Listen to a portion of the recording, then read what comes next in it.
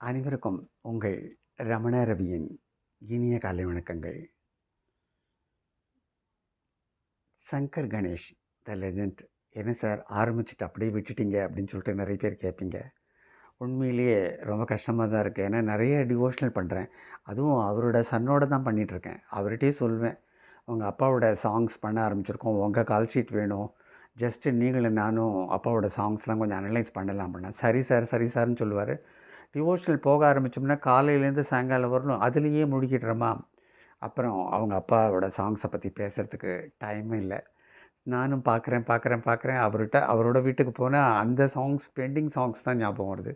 ஆனால் நிச்சயமாக அவரோடையும் அவர் அப்பாவை பற்றி அதை பற்றிலாம் பகிர்ந்துக்கக்கூடிய ஒரு வீடியோவை கூடிய சீக்கிரம் வெளியிடுறேன்.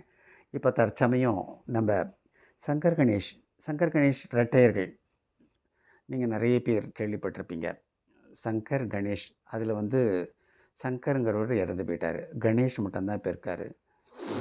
அதனால் அவங்க 2 பேர் இசையமைச்ச மாபெரும் பாடல்கள் நிறைய சாங்ஸு, அதுவும் தேவர் ஃபிலிம்ஸ்லாம் பார்த்திங்கன்னா எக்கச்சக்கமான பாடல்களுக்கு மியூசிக் பண்ணியிருக்காங்க.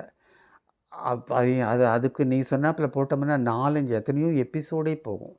நானே இப்போ கொஞ்சம் கொஞ்சமாக சில பாடல்கள்லாம் கேட்டோம்னா, இது இளையராஜா தான் அப்படின்னு பார்த்தோம்னா, அடுத்துட்டு பார்த்தோம்னா திடீர்னு பார்த்தா சங்கர் கணேஷ்னு வருது.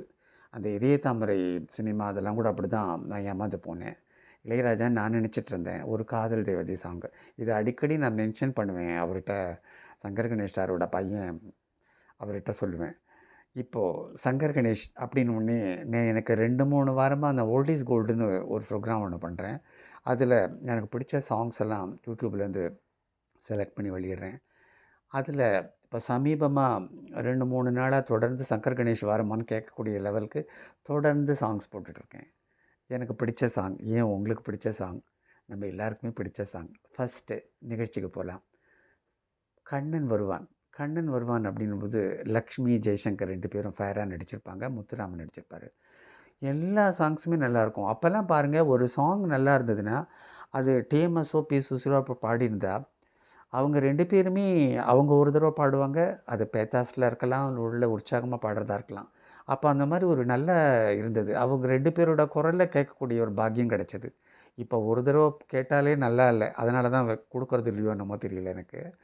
அதில் பூவினும் மெல்லிய பூங்கொடி, பொன்னிறம் காட்டும் பைங்கிளி, திருமாவினை பின்னிய தோரணம், இருமை விழி கண்ணீர் காவியம், அவள் வாழ்க தினம் வாழ்க, அந்த ஏழையின் நெஞ்சில் கோவிலில் தெய்வ பெண்ணாக. இது ஃபஸ்ட்டு உற்சாகமாக ஜெய்சங்கர் ஒரு தடவை பாடுவார் டிஎம்எஸ் வாய்ஸில். பி சுசிலா அம்மா பாடியிருப்பாங்க. பி சுசிலா அம்மா பாடினது எனக்கு அப்போது என்னோடய 8th or 9th இந்த நிறைய ரேடியோவில் கேட்பேன். அப்போ ரொம்ப பிடிக்கும்.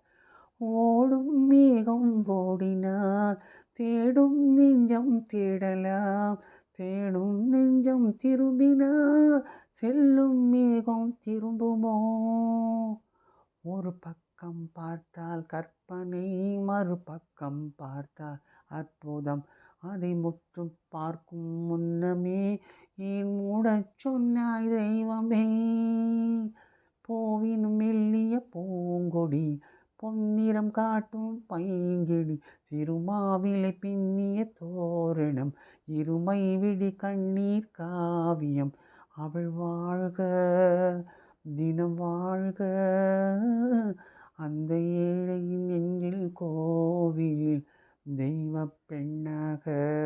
இது சுசீலா அம்மா பாடின பேத்தாஸ் பாடல். லக்ஷ்மி முத்துராமனையும் நம்ம கல்யாணம் பண்ணிக்கிறப்ப ஒரு சீன் வரும்.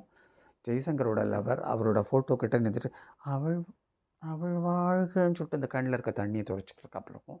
கூட நிர்மலா வருவாங்க. அது மட்டும் ஞாபகம் இருக்குது எனக்கு. சரி, அடுத்தது வாணிமா பாடின ஃபேமஸ் சாங். இதில் என்னென்ன சங்கர் கணேஷ் சொல்லுங்க, அந்த 2 பேருமே மியூசிக் டைரக்டராக ஒரு சீனில் வருவாங்க. 2 பேரும் அவங்களோட மியூசிக்கில் ராதா போய் பாடுறாப்புல இருக்கும். நெஞ்சமெல்லாம் நீயேன்னு ஒரு படம் நினைக்கிறேன். அதில் சங்கரம் ஒருவர், கணேஷன் 2 பேர் இருப்பாருங்க. அந்த சாங் என்னென்னா வாணிமா பாடியிருப்பாங்க. உங்கள் எல்லாருக்கும் பிடிச்சமான பாட்டு. ஏன் எனக்கு ரொம்ப ரொம்ப ரொம்ப ரொம்ப பிடிச்ச பாட்டு. யாரது சொல்லாமல் நெஞ்சள்ளி போவது யாரது? சொல்லாமல் நெஞ்சள்ளி போவது தாழாத பெண்மை வாடுமோ வாடுமோ? யாரது? சொல்லாமல் நெஞ்சள்ளி போனது. தாமரை பூக்கள் என்னை தீண்டும்.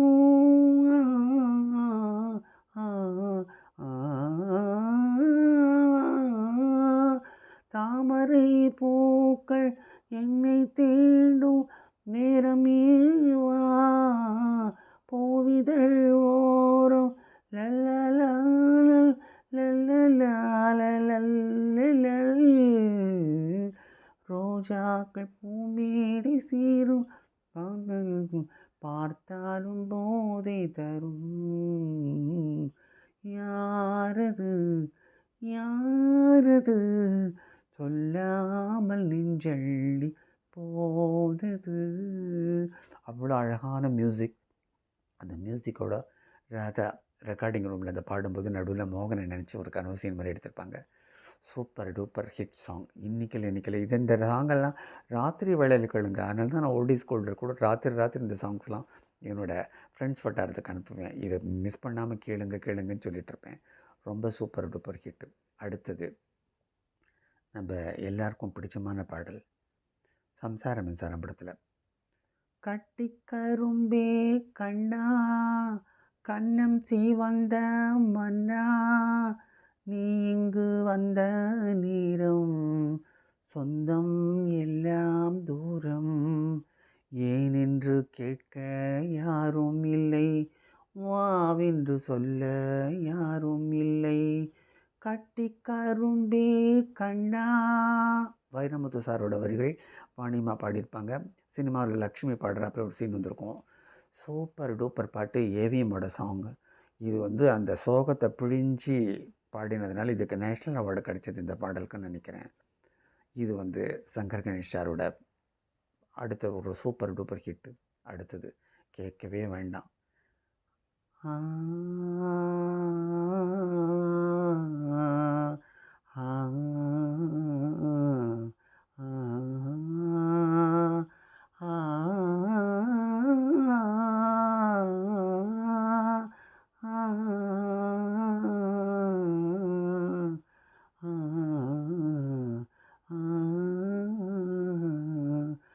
மேகமே மேகமே பால் நிலா தேயுதே தேகமே தேனொளி வீசுதே. மேகமே மேகமே பால் நிலா தேயுதே. பாலைவன சோலையில் சுஹாசினி சந்திரசேகரும் சுஹாசினி பாடுற இந்த பாட்டை யாராலையுமே மறக்க முடியாது. சோகத்தை பிழிஞ்சிக்கிற ஒரு கஜல் கூட சேர்ந்தால் தர்பாரி கன்னடான்னு சொல்லுவோம் நாங்களாம்.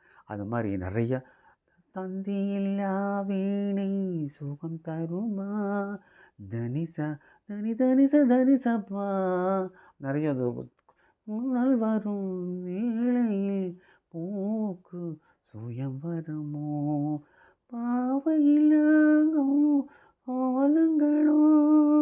அப்போ ஒரு ஹம் பண்ணுவாங்க பாரு.